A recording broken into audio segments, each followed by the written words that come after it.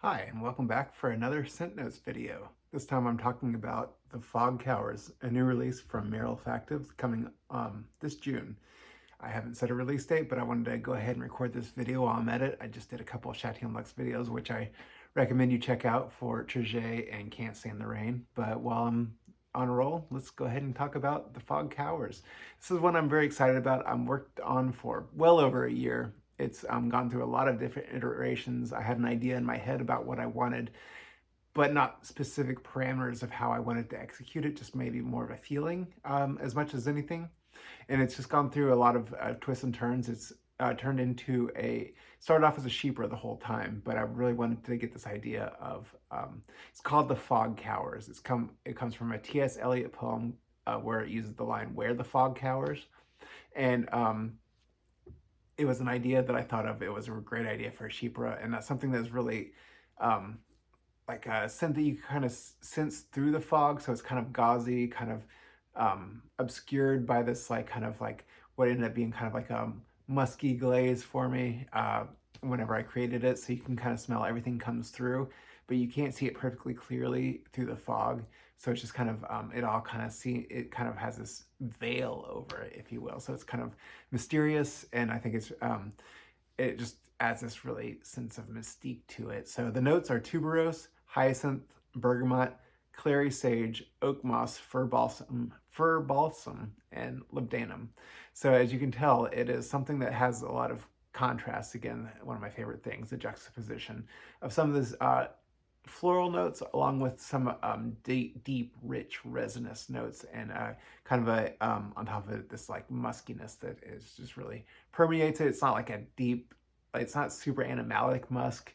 It's more of just a kind of kind of straddles. It's also not a clean musk. It's kind of just something that kind of straddles the middle. So it's not going to just be like a Kubla Khan or something like that. It's going to be something that's still wearable, but it won't offend people maybe, but it's also maybe not the most accessible fragrance I've ever made. So the tuberose accord, it starts off with, this one is kind of more of that rich bubblegummy type of tuberose accord. It has a lot of that methobenzoate, which kind of adds that really texture that, really draws you in, and just it screams tuberose at you. And it's also going to have some a different, like some spiciness you're going to get with it, some of those white note type of things that you got going on. And also just, just so it kind of blends in with the hyacinth a little bit.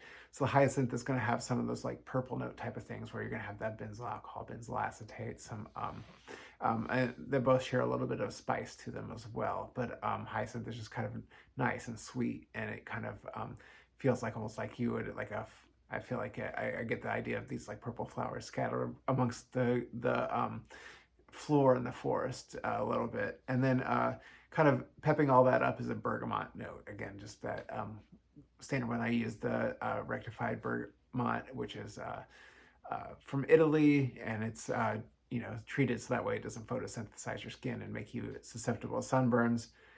So along with those top notes, with the floral and the bergamot, which are just really bright, and you're going to get some clary sage absolute, which this one is a dark, rich green that goes along with the oakmoss absolute that I use, as well as, so the oakmoss absolute that I use, as well as fir balsam absolute, which is just this really thick red. It's like tree sap to the max, and it smells like a fir tree. So you're going to get kind of an evergreen thing, but it really lends itself along with the labdanum, which is a kind of a Spanish labdanum absolute.